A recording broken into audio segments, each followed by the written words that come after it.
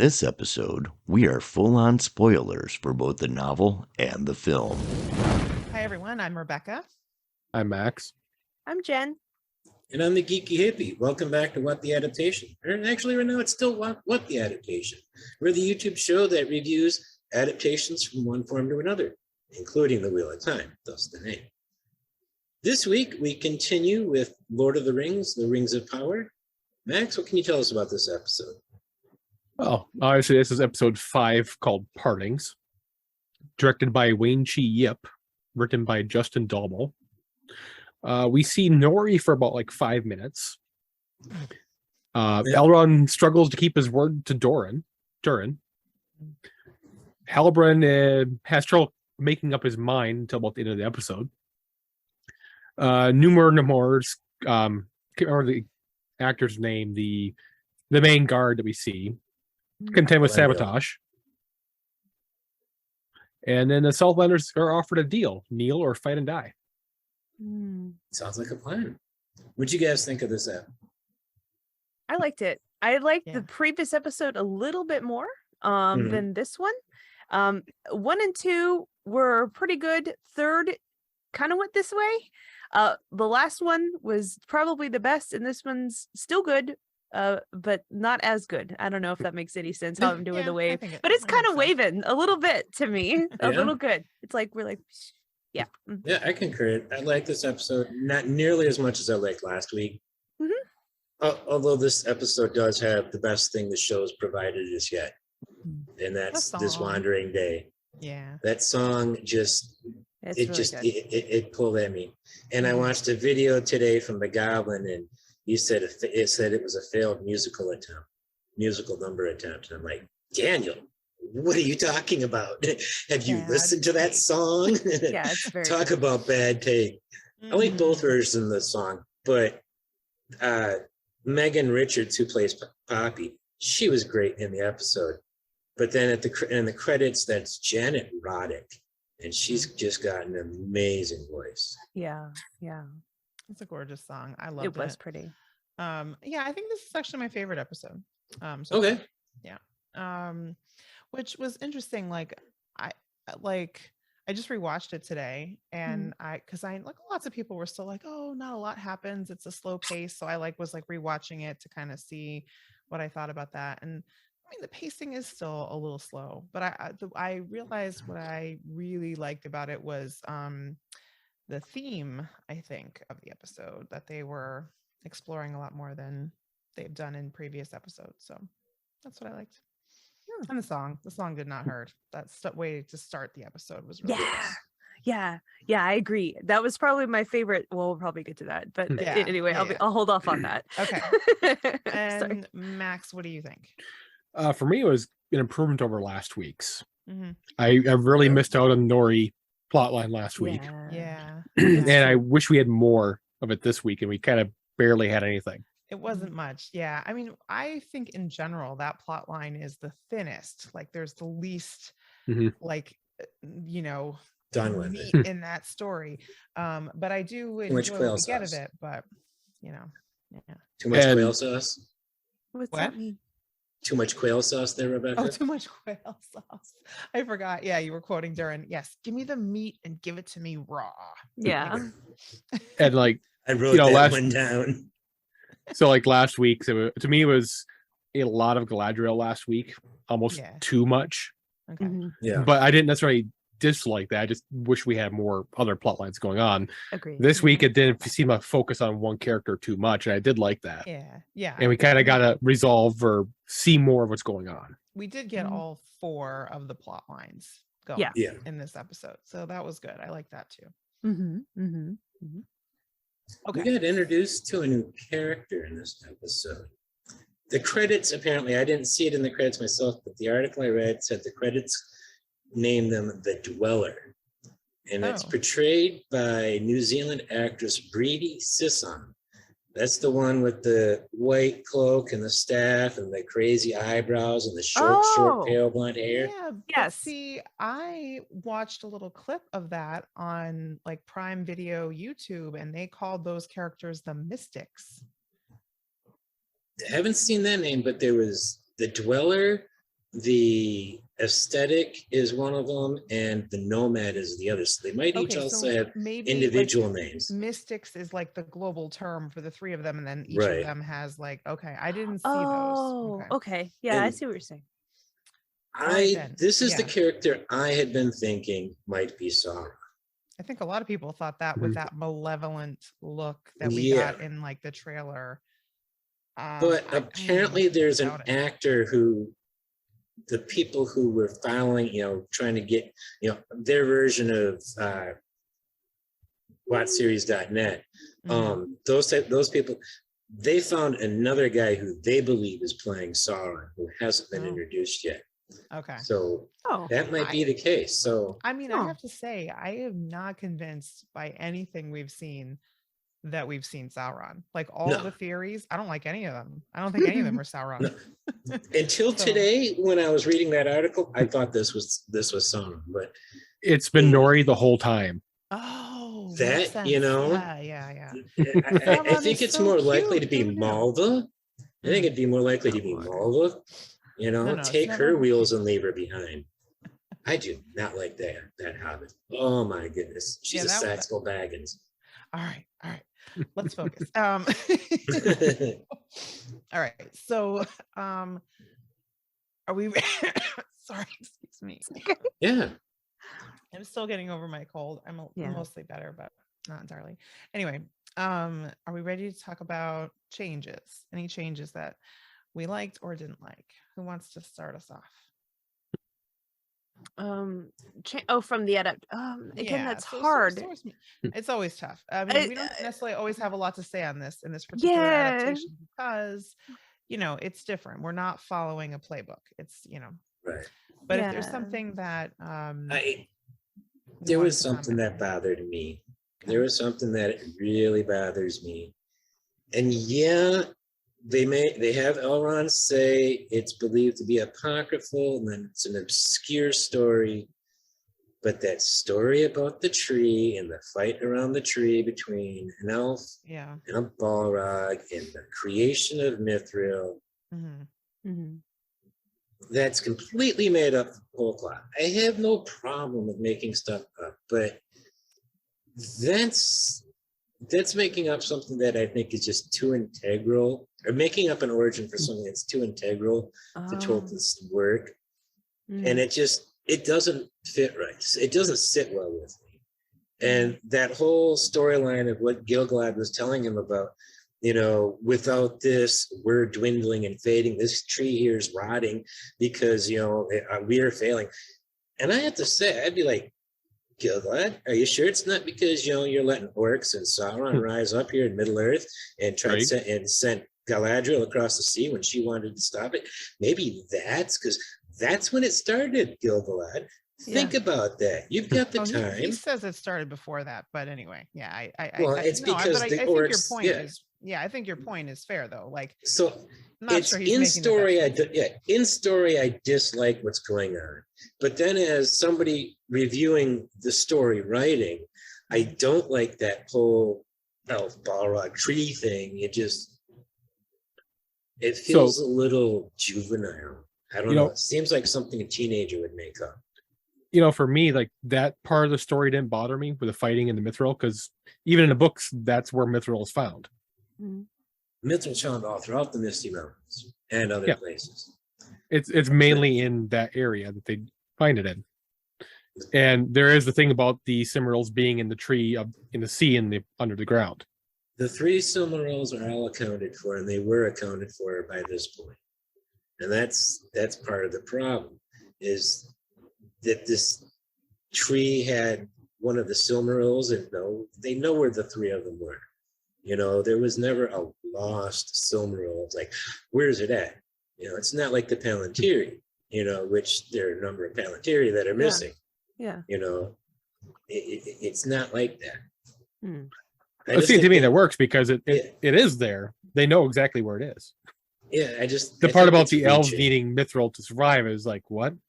Yeah, there's that too. I'm not versed enough on the Silmarillion lore to give my fully stated conclusion on that. I will say That's fair. It did have a little bit of the wizard book kind of split off where they talked about the Elder Wand. It kind of reminded me of that No, animation yeah, a little it bit was going on. like that. I was yeah. like, okay, this looks familiar. Where is this from? Okay, yeah, it's kind of from that. But I think they did a better job of it actually in this.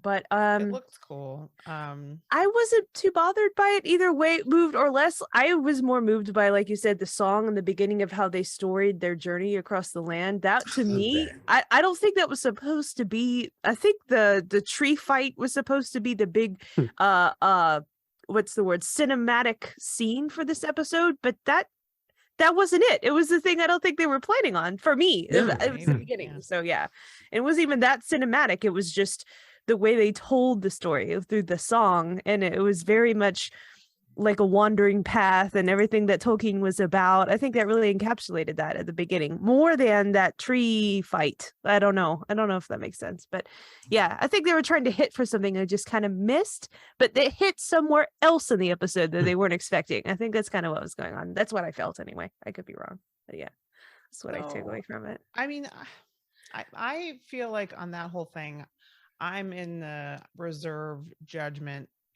state because I don't know where they're going with that. But if I had to guess, I kind of doubt that Gil-galad and Celebrimbor are correct. Like, I feel kind of like they're grasping on to something because they don't know what to do. And that's the thing that they're grasping on to. But that doesn't mean it's going to turn out to be what they think it is. In which case I will give it a little bit more leeway. Like, I mean, I guess I don't know that I personally care if they about the location of the Silmarils, like whether it's like consistent with that or not at this point. I'm not sure I care about that. I might care about if Mithril really turns out to be some kind of magical protection for the elves, because that's not something we ever would then encounter or see anything about later. So that would be weird if that was like really a thing. But then why wasn't it a thing in the Third Age anymore? Well, the one thing I would say to that is it explains why the elves would hoard mithril so much. Yeah, but the dwarves too. I don't know. Yeah, everybody hoarded. I mean, if mithril existed in this world, it would be an extremely valuable ore.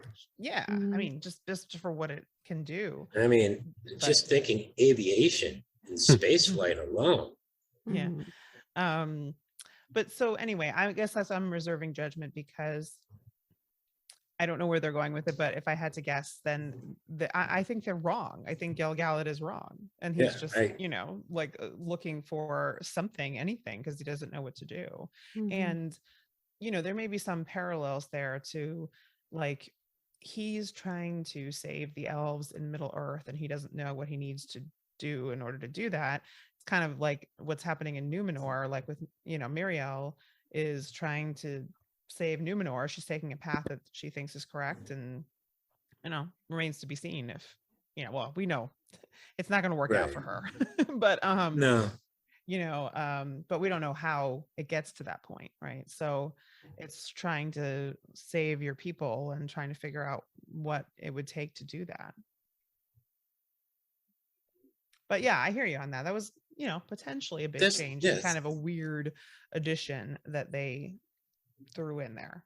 Yeah, to me, it's almost like as if they decided to come up with the evolutionary roots of hobbits, and actually tried to explain that on the show. It's like, and I find it ironic that I'm saying this because I'm usually not the one to complain about being given new backstory to some, in later, things within a property. I usually not opposed to that, but it just didn't feel right. But maybe it isn't right. You know what I mean? That's again, that's of course it isn't right. But for all we know, there are notes at the Tolkien estate that have never been published that hint at this. So maybe yeah. But I'm pretty sure they made it up on their. I mean, probably they probably did. They needed a little something. I mean, I overall enjoyed that like part of the episode. like the elves and Durin. That was Probably funny. the most. Like I enjoyed that whole plot line. So Yeah. I mean, I always kind of, anything with Elrond and Durin, but the whole thing, I liked it. So I'm going with it for now, but I hear you on that. I've seen the ship name Elrond Durin. Elrond Durin. Oh, it's so cute. That's Yeah, cute. I would ship it. They're so Yeah, cute. it's very cute. I just wonder how light is that table, that stone slab, or how strong are elves that 6 of them can carry that thing? Yeah. Yeah, that's a good question. The only rock slabs I've seen that big, it would take a dozen people. More importantly, with how 2 far hands. were they going to carry it? Yeah. To Khazad-dûm? Yeah. I was thinking about that too. Hopefully they were moving it to put it on something, because I'm like, press X to doubt that they're carrying that all the way through the trees and to the misty mountains and all the way into. I don't think so. Yeah, I don't think it's really that far to the gate of Khazad-dûm from Eragion. So, and they were in Linden actually. They were in Linden, so that's further. That's really cool. Anyway, yes. All right. That's a week or two's travel. Is there any other source material changes? I mean, the one thing I can sort of think of is in the Southlands plot line, and we get a little bit more information about this hilt thing that Theo has been hiding. And then Arondir calls it a key of some sort, but even he doesn't really know like what it does. But anyway, it's some sort of a MacGuffin that's gonna do something.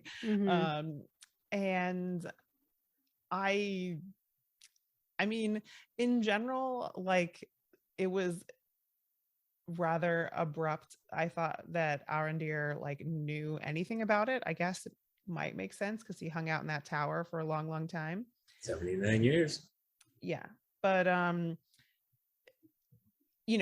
don't know. Like, we'll see what they do with it. I mean, I feel like there's more leeway on that, like as far as like what it could be or what it could do. I don't know that there's anything that would be like contradictory to it. So it's kind of, for me, it's kind of like I mean, we'll see what they do with it and see if it turns out to be interesting. But in terms of it being contradictory to any kind of lore or whatever, I can't really see how it would necessarily. No. I like what you said though. It's a MacGuffin. It is. It's called what it is. It's totally a MacGuffin. Yeah. Yeah. It's like it's a MacGuffin, and we're like, yeah, okay. Yeah. My guess is you shove it into something or place it in something in that tower, and it unlocks something in the tower, which casts up an enchantment or something on the Southlanders. Sure. I don't know. Whatever. Because it said to enslave them. Yeah, I mean that's what he was speculating, that it might do that. I just figured it'd turn into the tower. And I like that. The Sauron I tower. like that Theo gave it to said there's something you don't know. Yeah, we were expecting that. That was a nice like character moment, I thought. Development. Yeah. So movement happening. yeah, Kristen, I look at her and he was like, I did not expect that this early. I'm like, I didn't either. I thought he was good. It was going to be like a whole plot line point that he was like going to hide it. It was like, he was like, here it is. I'm like, that's someone that really wants to change. That's someone who's actually making decision. I don't want to be this way anymore. I was this way.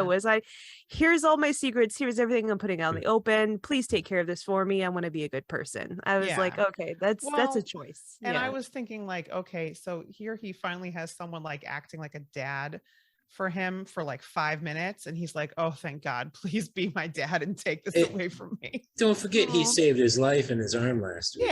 Yeah. So somebody I don't like literally saves my life, I'm probably gonna grow a bit of an attachment to them, even if I still don't like them. But more importantly, I think he followed up on that by like encouraging Theo, like taking the time to like try and teach him something. And like it seems small, but Theo has had none of that from a father figure, presumably. So spoiler, that scene, probably a big deal for him. That scene's one of my 2 favorite scenes in the episode. Actually. I still want to see Theo's ears. Yes. No, but speaking of theories on that, how do you like this theory? Because this is one I came across this week. Not Arondir is not his dad. Come on, not real. We're playing. But Halbrand could be his dad. because he's from the Southlands and he pieced out because of something. So what if he just like abandoned his kid, among other things? Wow. It works. Yeah.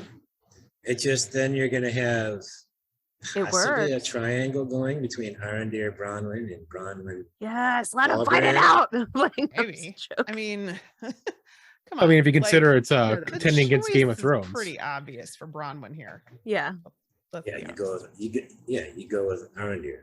yeah. Yeah. Because he'll still be there to take care of your kid and your Yeah. grandkids and your great grandkids and your great great grandkids.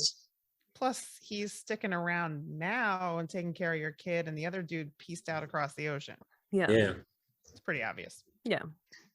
Did you know that the actor who plays Arondir was on The Mandalorian? No.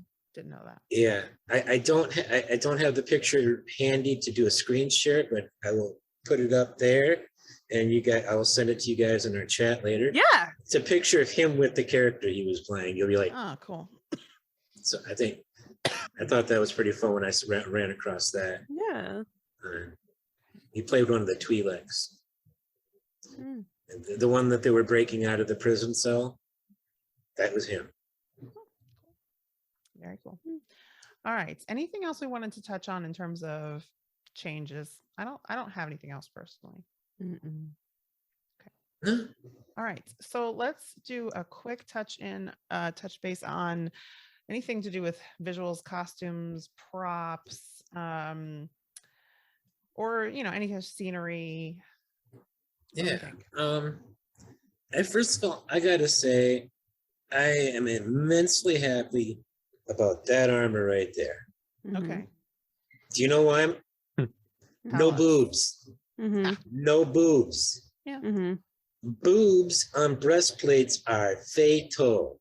Mhm. Yeah, They it's dumb. guide the blade in Mhm. or up to the face. You don't want breastplate with boobs. And I hate it when I see women characters in that sort of armor in movies and Mhm. TV shows. Yeah. That just makes me happy. Mhm. I was Now, looking at that armor, like It's also all a the good decorative look. stuff would guide blades away from the face. Mhm. Yeah. Shooting to the shoulders. Whereas Now, like with the a scale armor the other guys wore looked like it was get stabbed easily with that stuff. Well, Yeah, I there's a wasn't cheat sure going how out. protective that was, but There's a cheat going on with the scale armor because not all of it's actually armor. A lot of it's that quilted undertunic that they wear. You saw them sense. during the duel. The Mhm. quilting is identical to the shape and size of each scale. So Mhm. when you got the Yeah. scale mail here and then right under it, next to the tunic, you almost can't tell that the tunic's just cloth, not metal, especially when they're not moving much. Mhm. But speaking of scale mail, with Amanda Waller, Queen Muriel, she played Amanda Waller on Arrow. With Queen Muriel, her scale armor cheats on the boob armor thing because, scale armor changes the shape. So you get boobs, but she's still in armor, but it's not boob armor. Mhm. So, the costume designer was able to show off boobs still because that's what everybody wants, right? I don't know. I think Galadriel looks awesome in that She does. non-boob armor, and I do like the design of it. Whereas I was like bothered by the random like chain mail type armor stuff she was wearing in the Frozen Mountains, but here I'm all good with it. So I remember that. Is Bronwyn ever going to change clothes?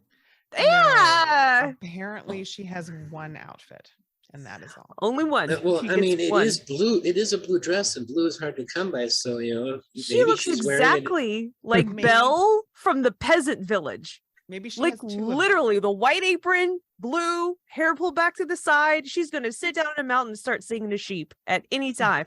That's literally Wow. it's the outfit. It is Yeah, cut the paste. orcs ate all the sheep. So. Okay, yeah. I was gonna Don't- make don't a wanna joke know what from they're all another about. show, but we're not doing that right now about sheep and ladies and sheep. But anyway. Oof. But the armor's the one thing that really stood out. That boob armor has been something that I've hated for years since I I can first tell. learned about how stupid it is. Reading on IO9, I think it was Charlie Jane Anders did a piece on there. And it was pretty compelling and really logic made sense. So Mhm. I've come to disdain it. Mhm. I'd say I'm happy they didn't cheap out on the fire explosion Okay. Yeah, because it could have been a lot worse. I've seen some pretty bad fire effects. you're right. It could have been a Yeah. lot worse. They did good on that one. I agree. I think I've done a fire effect on you a couple of times, Max. Probably not as good. No, Debatable.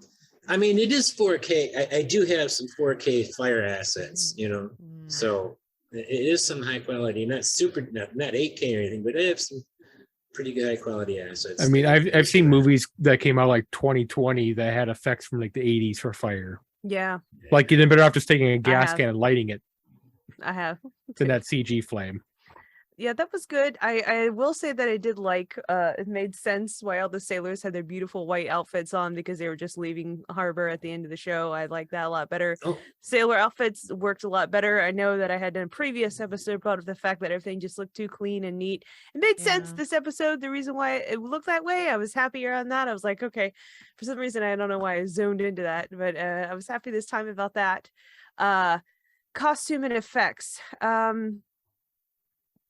I mean, I think I really like how they had Galadriel in a dress. Speaking of more about Galadriel, but when she was doing that fight, which I don't know if I was too keen on that whole entire fight, like it could have been cut a little bit, because we already had her acting like a badass and fighting, like literally. We've done that, but what I like is the fact that she's in a dress and she's flowing, and so that's technically not like battle accurate, but she's binded across her middle and torso, which is actually kind of cool. Like that would help as far as movement goes.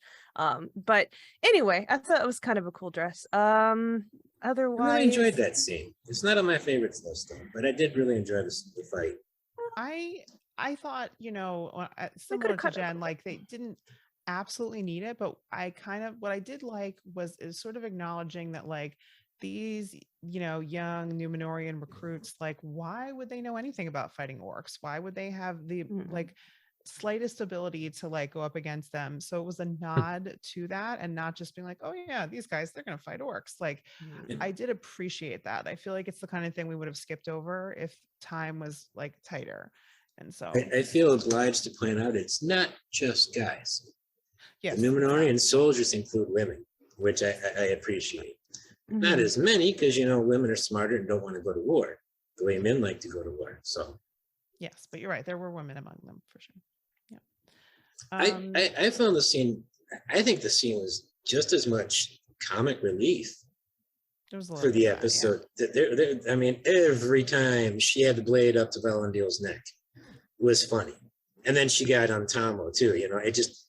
It was like a repeating joke that I just really Yeah. appreciated. It was nice, and I'm starting to just like Valandil as a character, which is kind of funny. So I like am happy for the scenes that we have with him. Yeah. And on Tomo's the butt of the joke. Yeah. He's the comic relief dude. Yeah. I just learned his name in this episode. I didn't know his name before. Sorry, guys. It's okay. Anyway, and then I think we all agree that music, we already talked about that. The song was the best.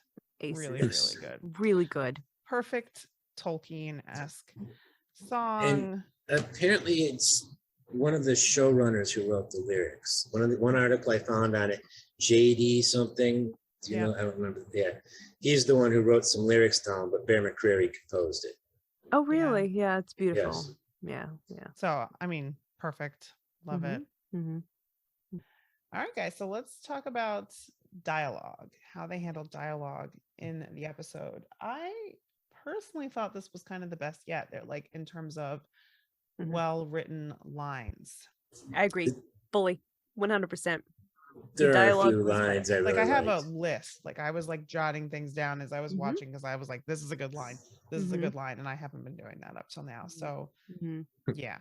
I mean, the one that stood out for me was, no more quail sauce. Give me the meat and give it to me raw, or however you say. Yeah. I just like, I mean, all right. it was perfect, but you also, I think it's the combination of like what Elrond said right before that, because you have the contrast basically in how an elf says something versus how a dwarf says something. So Elrond says a burden shared may either be halved or doubled depending on the heart of the receiver, which is also a good line. Yeah. And then that leads right into to Durin saying, "Give me the meat and give it to me raw." That whole conversation there was Perfect good. exchange. Yeah, that was Yeah. really a good exchange. What I like the most about it is Elrond seemed genuine with his apology, and I like how he began with, "I was not." He began with the most important thing to their friendship, which was, "I wasn't honest with you, I was being deceitful, blah blah blah," and then he explained like what was going on. So Yeah. I like, because he could have tried to take it kind of off of him, being like, "Hey, I didn't know, blah blah blah," but that's not how he went with Yeah, Durin. no, he took ownership. Yeah. I like that. Yeah. And he says, I was there for ambition. I didn't know it, but like that's why he was there. And that's, yeah. I mean, I love everything about their friendship. I just find it thoroughly believable. And yeah, I have more I want to say about it, but I'm going to save that for when we talk about theme. But great. Another dialogue that I really liked was Galadriel and Halbrand when she came to visit him in the forge to try to convince him to join her cause. Yeah. That was very good. Their byplay between each other was written very well. And that's something completely, I think, that they didn't have anything to go off of. The writers just wrote. Yeah. And it makes sense at that point why Halbrand, who wouldn't have before, swayed, because she made the point of, what are you going to do? Like, sit here and just be happy smithing the rest of your life? Like, is that really what you're going to do forever? It's not going to work. Because trust me, I've lived a long time. I know that just preoccupying yourself with some hobby isn't going to do it, face your stuff. So I don't think it's because he joined so much to appease Galadriel or anything even to do with her. She spoke more to his inner need to feel satisfied, and that's what moved him. So I really enjoyed that. That was a good scene. I think he wants to redeem himself. Yeah, but he didn't think that he could, and he thought it was impossible. And she's sort of encouraging him and giving him that, And she was truthful with him for the first time. Instead of trying to manipulate him, she's like, "Look, this is my brother." He's like, "You can at least tell me why." He goes, "Just be honest with me." Just like it was two ways of give it to the meat and give it to me raw. But between you have the Elrond and Durin thing, and then you have Galadriel and Halbrand. So you have the two give me the meat scenarios of mistrust and ambition kind of going on. And they were both did very well in different ways in this episode. So very well written. I agree. Dialogue was aces. I have two other lines that really stood out to me, but I'm going to let Max jump in here because he hasn't had a chance. So who? Anything you guys basically add? covered everything I could think of. So okay. All right. So here are my other two. Even though Gil-galad in general, I'm like not agreeing with him, he had a good line.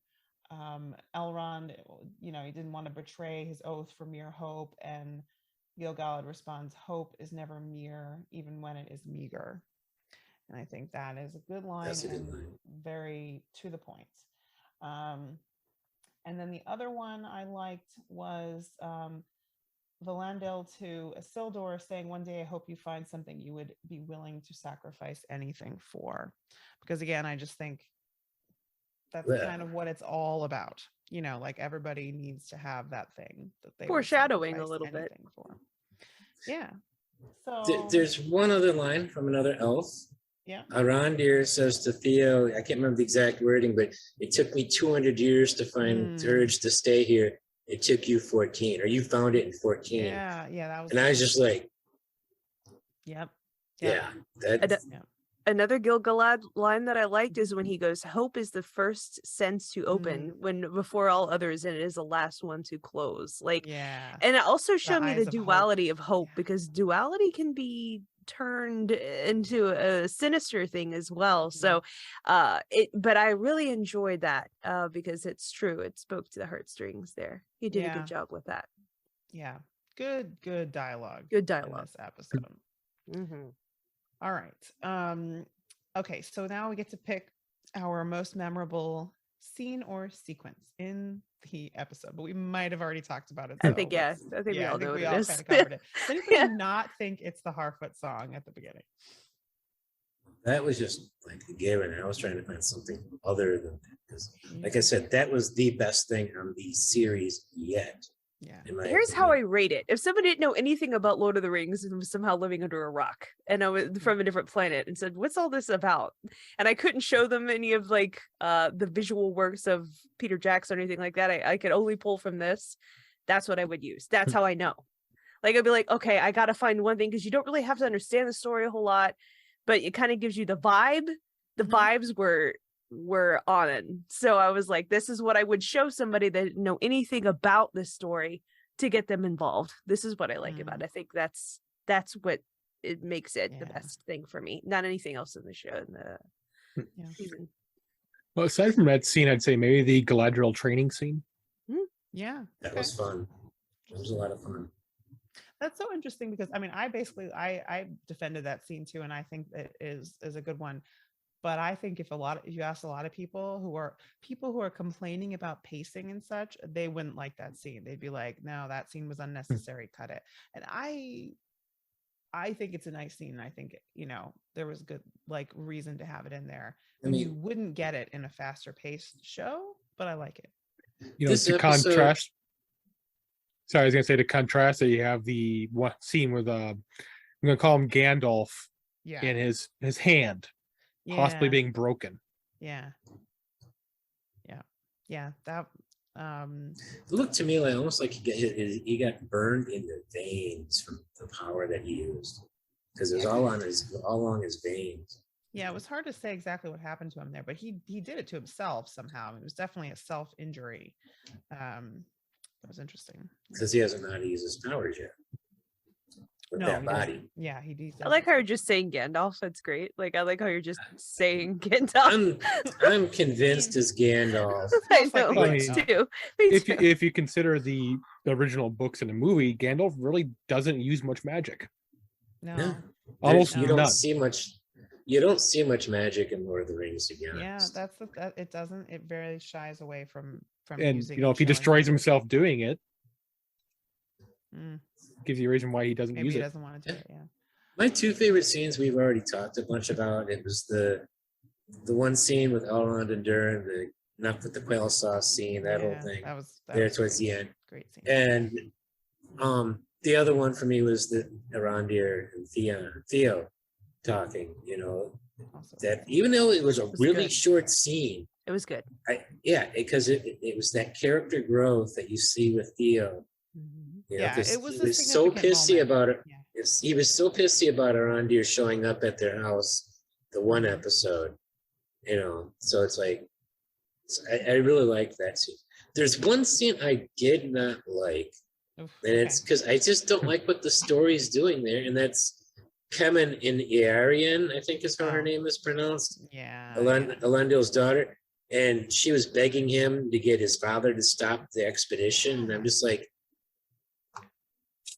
why? I You know know? that was not very well articulated in the sense that I mean, other people were saying there might have been some hints towards that in previous episodes. I didn't catch it. So I was not expecting her to like oppose Elendil in that way and like Yeah. be like any sort of anti-elf. She's on the isolationist side apparently, but like I didn't Yeah. feel Either like that, or was, she just doesn't want her father and brother to go off to war. it could be that, and it could be that she doesn't want them to go and that's why she's that desperate to stop it. But like you gotta like give me a little bit more to Yeah. understand like what the heck is her what she's thinking, because that was like whoa. And the best way to do that would have been a conversation between her and Elendil. Have her argue with her father Yeah. about this mission. Yeah, absolutely. know, Yeah, that would have been a and it better just- scene than that. Yeah. Yeah. Yeah. And up until this episode, I kind of liked, just a little bit, kind of liked Kemen. I thought he had potential as a decent character. I didn't And realize he then was going to be this- a total douche either, but yeah, That was the exact word I was about to use because that's exactly what he's being. Yeah, because And I'm I just thought like- he had potential to oppose his father, right? Like he seemed like he wasn't like totally in line with his father, So it seemed like there was some potential there.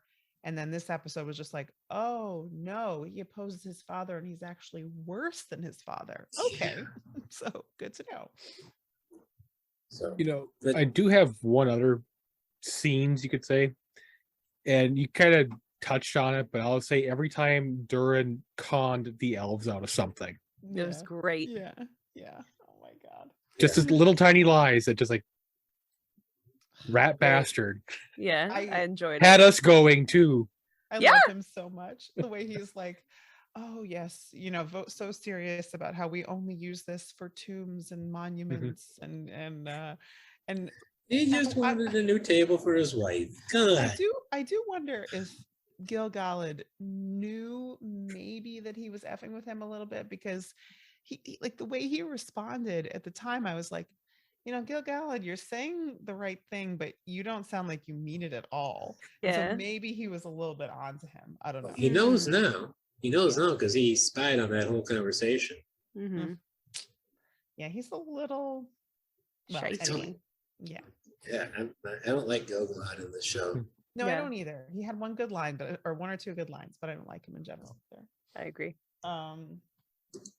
Okay. All right. So let's see what we have next here. Actors? Yes. Let's talk about our actors. Best acting or worst in The this table. episode. Yeah. Okay. But is that best or worst now, Max? Best because it acted a lot heavier than it was. Good point. Okay. A lot lighter than it was. Yeah. Excellent table work. I have a worst. Okay. And I'm not going to put him on screen, but I just talked about him. Kemen, the guy who plays Kemen. I don't know if it's the writing, the character, or the performance, but he irked me every time he was on screen this episode. Yeah. But then I always come back to, but like, was he not supposed to? Because I mean, that's what I'm wondering. He was supposed to. So I don't know. I think maybe, but I just didn't like him in this episode. No, I don't like whether him, that's, but I think maybe that's on purpose. So. But my highlights, my spotlights, I got 4 of them this week because I couldn't narrow it down to 3. Okay. Markella Kavanaugh is Nori Brandyfoot. Yeah. She's still great. She is. Not enough people seem to be enjoying the Harfoot storyline, especially her, but I really enjoy it. Robert Aramayo, I think it's Robert, as Elrond. Mm-hmm. He continues, and his scene partner, Owen Arthur, as Durin. Mm-hmm. Yeah. It just so good. Those two together are just something else, They have chemistry. They do. A lot of chemistry. And I don't even mean, like, I'm not trying to say it has to be sexual chemistry. They have chemistry. Oh yeah. I love them. Yeah. Mm-hmm. There's all sorts of types of relationships and chemistry to have on TV. Mm-hmm. One of my all-time favorite relationships on TV was 2 characters who hated each other. Yeah. Right, but you can have that dynamic or whatever that just works between characters, and they're the best. I love them. And then I gotta give props to Morphet Clark as Galadriel. She had a really good she was really good this episode. And she seemed to have had a lot of fun with that fight scene in the street. That just looked like a lot of fun to do. Yeah. So those are mine for the episode. I gotta put Nori up there, definitely. I really enjoy it.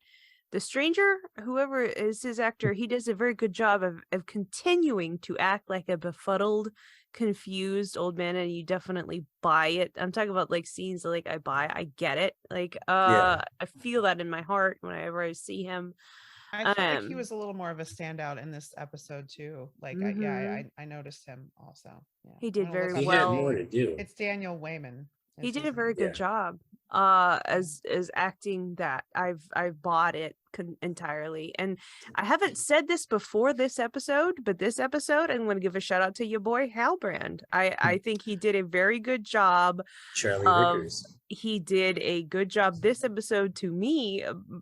He's always done a good job, but I liked him especially in because it can be hard and intimidating when Galadriel's coming at you with her full, and he was like, and he made his decision, I think, based on an interior motive, and he did very well playing off her. He did You good. have to kind of give them both credit, because I think that was one of the strongest scenes in the episode, the Halbrand and Galadriel scene, and they both were strong in that. So Agreed. absolutely. Yeah. Max? Do the tango. Max already covered the table, Yeah. but I mean, any He other... pretty much covered them. Nori, Poppy. I love them. Yeah. He acted lighter than it was. Yeah. It's So incredible. what are we at next? We're on to anything. I feel like we kind of maybe already covered this, or I don't know why we haven't combined it. If not, because this now we're on like creatures, CGI effects, or objects. Like I feel like that goes with scenery and costumes and Yeah. props. So it's not really a separate question. We'll just mix it for the next. We'll edit the thing and update it in the chat. We covered some effects on that too back then. Yeah, we did exactly. I think we've covered it. Okay, so the next major one and final one is to discuss the themes of this episode, and I'm going to go last because I could talk a lot about this. So I'm just going to shut up and let y'all talk, and then I'll let Max go first. Then Max should definitely go first. Oh, kind of light on themes this week. What? Yeah. What? Okay. Give us something. Jen have one? You as light as that table? Oh, lies. There you go. okay. Lies? Yeah. Yeah. The table was a lie. In multiple ways. Yeah. It all comes back to the table. The table is the centerpiece of the episode. Yes. And I loved what Nori had to say about it. I'll probably say like prophecy.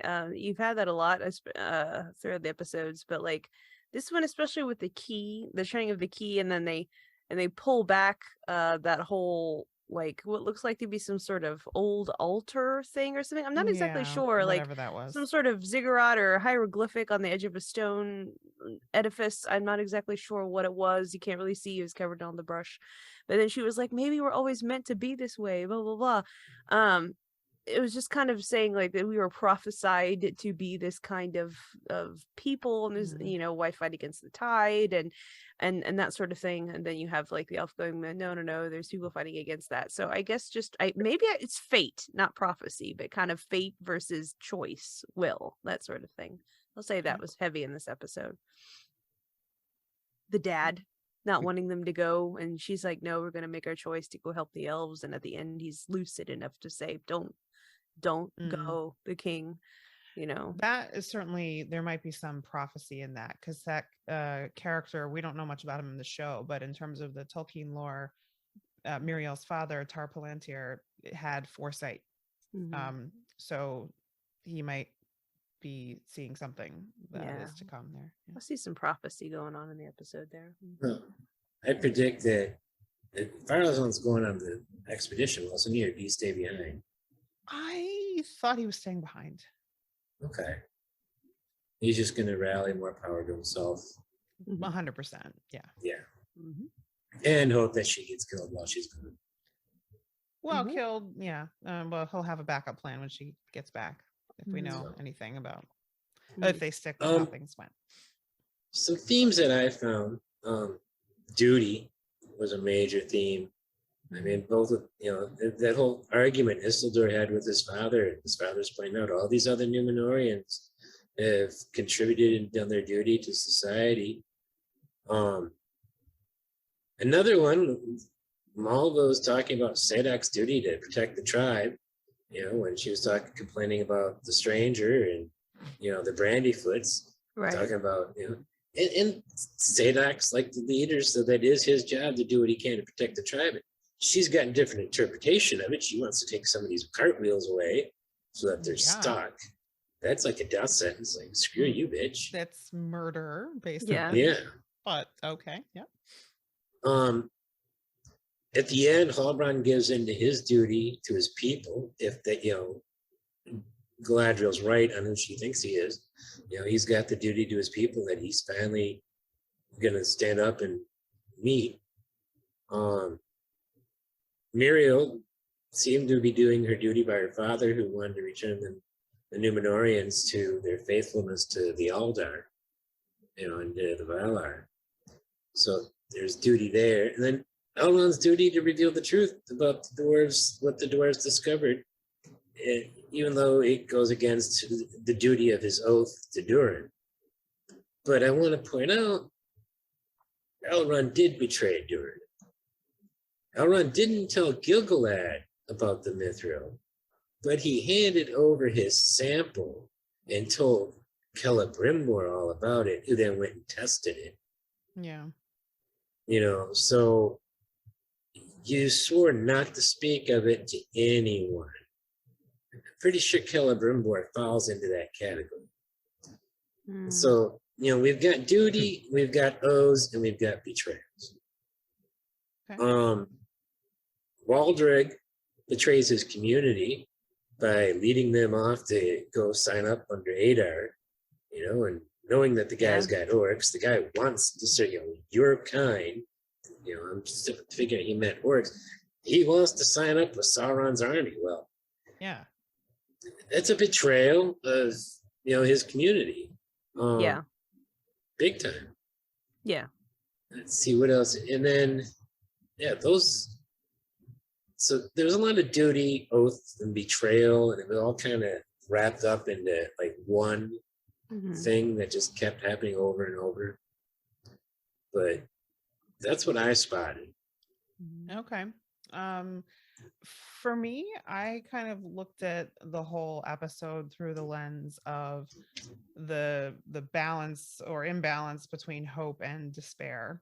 And I think you could look at like every plot line through that lens, and characters are either struggling between hope and despair, or in some cases they're going, fully one direction or the other, depending on the character. So, I mean, I think that it was sort of most obvious with Bronwyn and the Southlands plot. I mean, like she starts off being the voice of hope. We can survive this. She's trying to rally people, and that takes a little bit of a hit when Waldreg leads off half the people, but more so, when she reacts very differently than to this key or whatever we're now calling it, and that sends her fully into despair. And Arondir remains a voice of hope. Like he is trying to convince her to remain hopeful. I think he's, Theo had been caught in between that, hope and despair, because he stayed, so he had a little bit of hope. But Arondir kind of pushed him a little bit more in that direction, and enough that he was willing to trust Arondir and reveal this to him, because I think trust is an expression of hope. So anytime you see a character trusting another character, that's an expression of hope. And so I think it was very, very clear in that plot line. And you could look at Waldreg and his approach as a form of despair also, right? There's no resisting. We got to give in, there's no resisting this, and we should just give in. And maybe he has some false hope of, I could get some power myself this way. Hopefully, that's pretty quickly dispelled. Like there's no hope there. And then I think if you look at Elrond and Durin, Gil-galad is definitely like in between the hope and despair. He's linking all his hopes to mithril, but he's also acting out of this idea that all of Middle Earth would be destroyed, all of the world, all these free peoples would be destroyed if we don't, if we leave. So there's some heavy despair there too. And I think Elrond, keeps that little bit of hope in his friendship with Durin, and it pays off, because he does come he does come clean to Durin, and he gets the best possible response that he could get, because he clings to that little bit of hope that he has in his friend, and it turns out to be real. And I think you have Halbrand is another one who's really like struggling between hope and despair, because he thinks his hope is, I'm going to go be I'm going to go forge some stuff in Númenor. And he has nothing but despair for anything to do with Middle Earth. But Galadriel just pushes him and pushes him and pushes him. And she sparks some hope in him because he makes that decision. See, I don't know how much of it is despair. I mean, I'm sure there's despair there, but For I think he Halbrand, also, or? for Halbrand. Yeah, I think he's also dealing, going by this episode, I think he's dealing with shame and regret too. Yeah. I mean, I think that's tied up in it, but I mean, I think it's despair in the sense that he doesn't think there's any hope for him to reclaim the things that he left behind.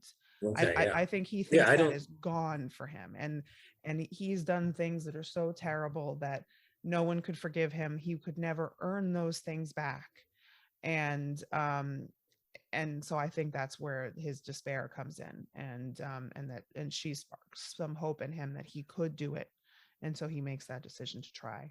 I guess it's all wrapped up and together. Yeah, there. I mean, it's the shame is wrapped up in it. Yeah.